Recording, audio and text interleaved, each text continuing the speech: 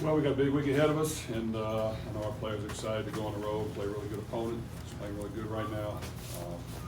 We have our hands full, so I think it's just a matter of getting back to work, trying to find ways to improve, continuing to, tweak some things to get better, and pushing forward. And this is a great opportunity to see how far we can come, but it'll be a great test for us, and we're looking forward to playing in this atmosphere.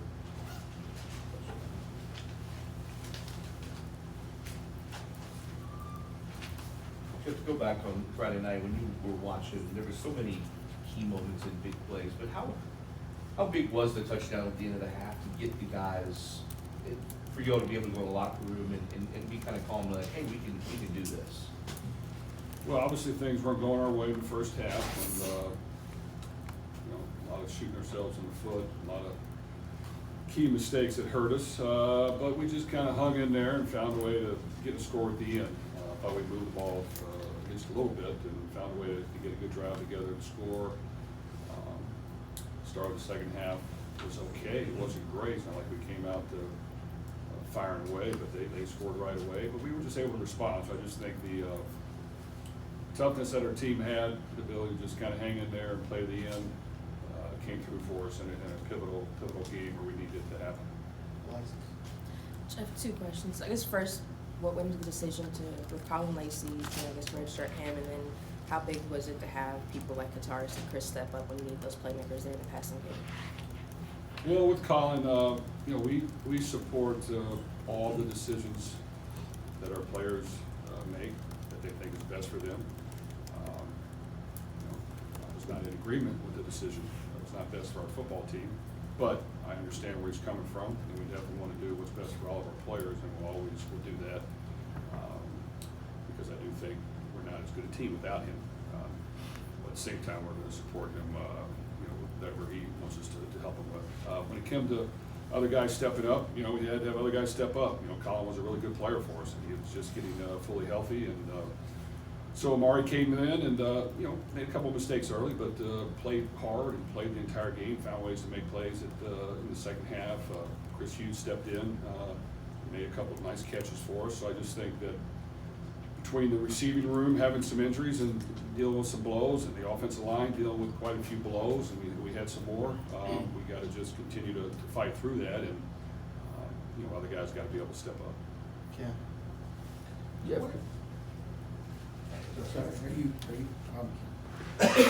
where'd you rank that win as far as, coming from behind, didn't look like anything was going your way, kind of like that Georgia Tech game last year, and how do you keep the guys in it in a game like that? And I guess you draw on your experience in those situations. Well, when it comes to a tough, hard-fought win and a gut check, that was one of the biggest gut checks we've ever had, where we really had to grind this thing out and not lose our confidence and not give in. So the gut check is probably number one as far as games throughout the history where we easily could have folded. And, so that was good. Now, I'd like to play better. I'd like to be more efficient. We got to work hard to do that. We just got to continue to battle through it. But I was very proud of the football team and the coaches. We could easily lost our confidence, got down on ourselves, not played as hard in the second half, but we did not. And going on the road and beating a good team that played good football was a good win. So we just got to figure out a way to build on that and find ways to improve and be more efficient moving forward. Go ahead, Chris. Jeff, follow up on that. How do you determine when it's time to kind of stay calm in the locker room or raise hell? What goes into that? Well, I probably raised enough hell. It was probably time to be calm. So really the locker room was calm. Now we explained what needed to happen and what we needed to do, and we were forceful with that. But you really just kind of had to make some corrections and identify the problems we have and how can we make sure it doesn't happen again, and let's get back in this ball game. We're not really that far off. We got to take advantage of certain things and correct this and that, and we got to play to the end. And luckily we talk about that scenario a lot, even in the off season, of how that's how real football is going to be during the season. If you think it's a fantasy land, you're going to go out and dominate every opponent, and that's great if we can. I rarely see that. So you got to be realistic going into the season. Like, hey, there's going to be ups and downs. There's going to be momentum swings. There's going to be some tough times. If you're not mentally able to handle it, then maybe the sport isn't for you. But you're going to have to be tough mentally to withstand all the different swings that come through. And sometimes you get on the road and you're starting to feel good. You're like, okay, I finally arrived. And then if you feel that way a little too much, it's going to bite you in the rear end. And then when things are going rough, if you lose too much confidence and get too angry and give in, then you're not going to be able to overcome it. So it's just a fine line you got to keep. But it is addressed year round. We try to be mentally toughest team we can. Doesn't always work, but I think we've done a pretty good job of hanging in there through some adverse times, and we're going to have more as we move forward with a lot of new pieces, sometimes stepping in, and we've just got to figure out a way to be more efficient and figure out a way to get some wins. Yeah, when I looked at some of the computer formulas that were part of the old BCS formula, you guys are actually ranked in the top 25. Do you feel like there are one or two areas with the team that if you could improve upon, you guys would go up a notch? Well, I think we've identified a lot of the issues we've had. We've tried to work on them. I'm not saying we've made a ton of progress, but we've made some, and we've got to continue to get better at it. So, summing it up quickly, once again, defense, it's about getting calls in efficiently and quickly and making them as simple as we can, because we've seemed like we've busted more things this year than we've ever had, when a lot of it's the same calls. So tweaking that to make it simpler, make it more efficient, adjusting some of the calls to fit our personnel so that it can be aggressive and create some stops. Once again, we had a couple of busts that created big plays in the last game that, you just can't do that. Rarely are you going to overcome the bust we had and the people that were that wide open. You take away those couple plays, then we're playing some real football. So, okay, how can we fix that? And if sometimes it's things we've done for years, but you know what? It's not working. Maybe it's just a had bit too complicated, and we've got to simplify it. So we're working through that, and it seems like we're getting simpler and simpler as we go. But you still got to have a little bit of adjustments that you make to win. And on offense, really not turning it over, be good in short yardage situations is pivotal for us. And if we can fix that as well as we can, I think we can move the ball enough. But in order to win at a high level, those things have to be hitting on all cylinders, on offense, defense, and special teams. We've gained some edges on special teams at times. We were trying to time up what we key factor, tendency that could help us block a kick, and they adjusted, and we jumped off sides. Now, I go back to Georgia Tech, we found that same thing, and we got a block kick for a touchdown. But we got to be able to rein that back and know that that's not working. What is the down and distance? Got to be smarter. So we got to make a few adjustments there that hurt us. So I just think all three segments have to be clicking in order to beat really good teams. We had some success doing that last year. This year it's been a little more of a struggle, but we got to find ways to fix it and make sure we're more efficient in all three segments. Coach, you got a lot of contributions from people that maybe fans didn't know, like Chris Hughes, but Karuski, and you also shuffled your O-line a lot, with guys that maybe aren't fully healthy. What's the message to your team during that? And then if I could follow up real quick on Carl Lacey, do you expect to welcome him back next year in 2025? Okay. On the first question, we have had quite a few injuries up front on the offensive line. They continue to mount on, so we are. There's not a whole lot of guys that have played for us left, so we've got to keep these 5 or 6 guys healthy. So everyone is up, and they have to play. And there might be a few others that haven't played at all that may have to get in because we lost one more for this past game that has played a lot of football for us. So we just got to work through it. I think those guys work hard, don't get a lot of credit. We're missing some guys. We got some other guys that are playing nicked up with severe injuries. So it's just kind of, we have a little bad luck on that, but we got to work through it. I still expect them to play well. The next guy's got to get it done. That's why you practice year round. And tell the young guys, your time's going to come. I don't know when it is, but it's going to come. So we got to be ready. At the receiver position, we've had some injuries there that have knocked us out between receivers and tight ends. And Chris Hughes has worked hard. We've got some capable guys, just haven't played a whole lot, and don't have a ton of experience. But their time is going to be called, and we just got to work through it and continue to get our best players the ball as much as we can, but others have to feed off of that, and everyone has to contribute. And Isaac Brown's been getting worn down these games. We've got to get all the running backs to contribute. We want to use Ja'Cory and Chris and that, but all the receivers got to contribute. We can't just go to them all the time. So I just think we've got to become a little better overall. When it comes to Colin Lacey, we love that guy. Go ahead, Matt.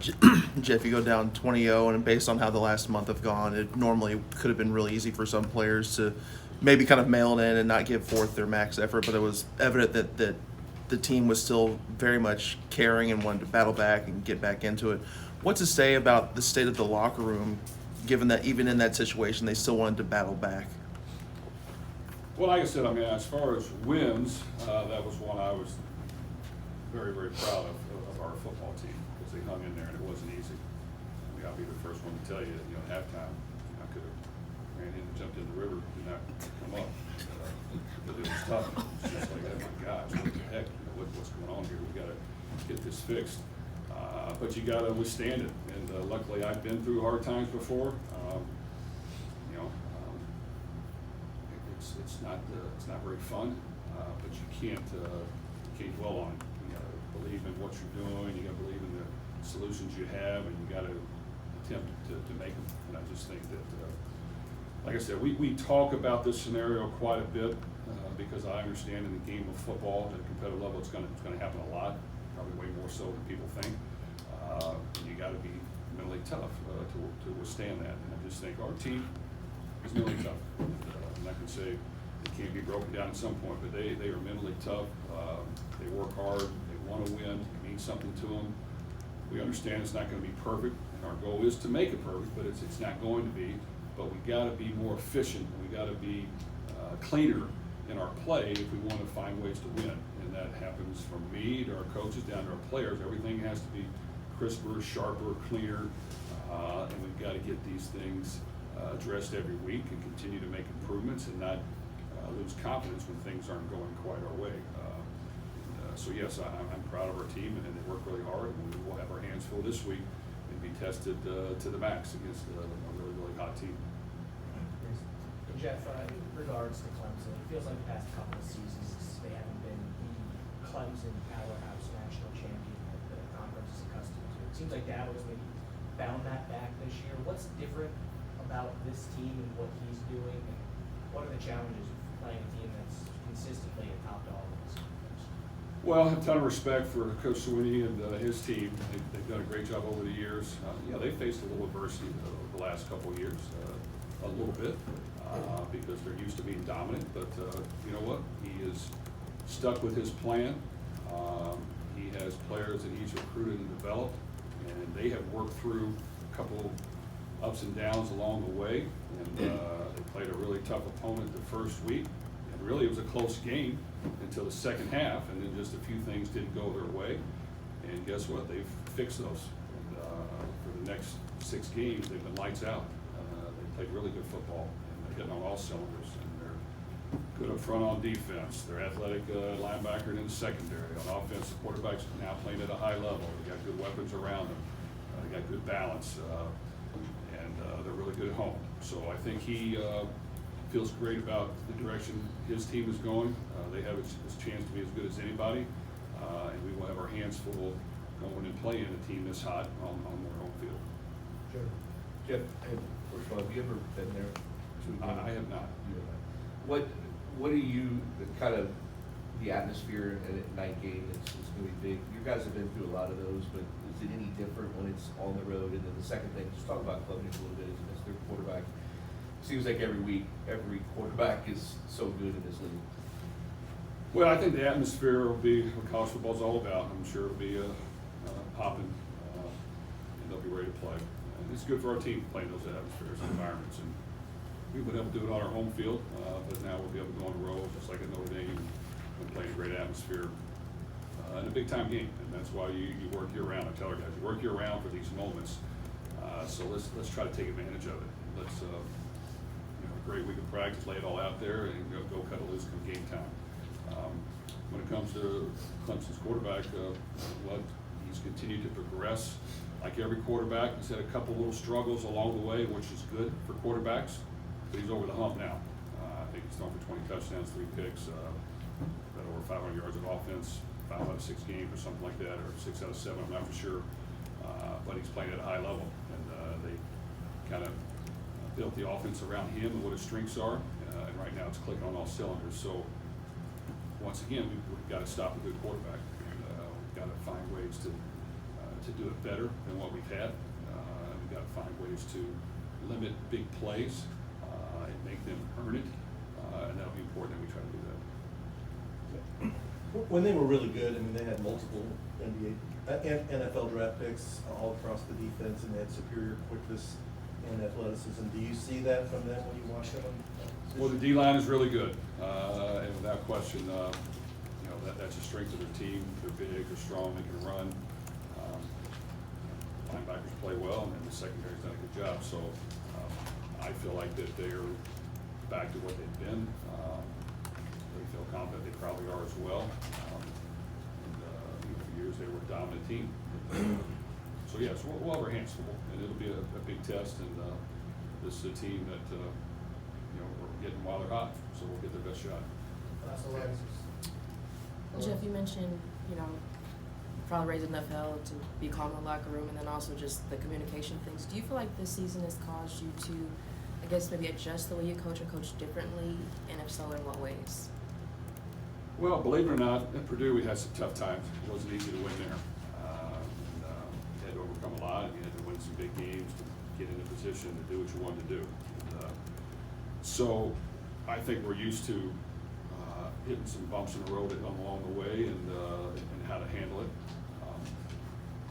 We had some really good success for a while last year. Things were clicking there really for a while. That man, we're really on a roll here, and then it kind of got us there at the end a little bit, caught up with us, and we thought we made some adjustments there and started the season a little better this year. But then now some other things have creeped in, and we just got to get them fixed.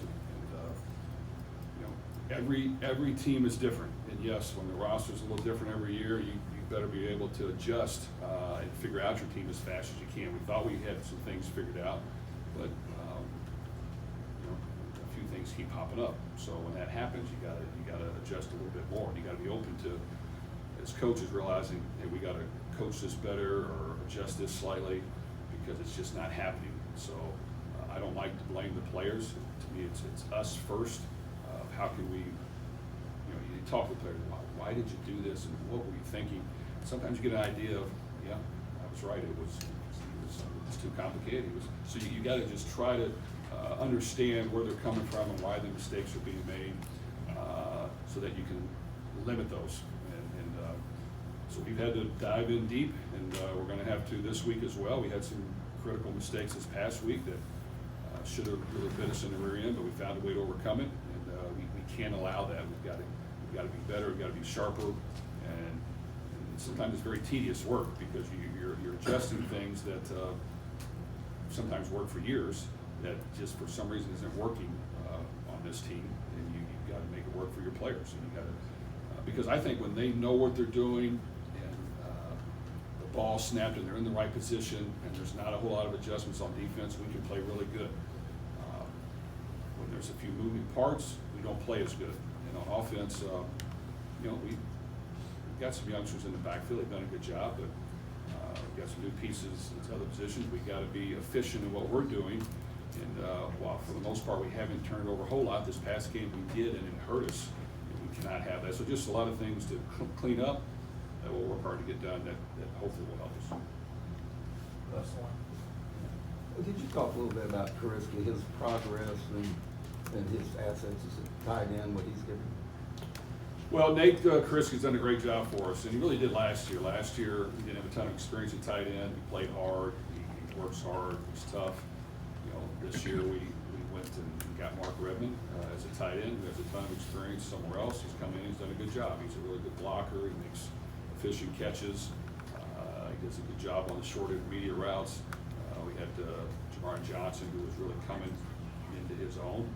has a lot of athleticism and talent, and was a really good piece that has a bright future, but now he's out for an extended period of time with the surgery he has to have. Nate is a guy who can do a lot of things for us.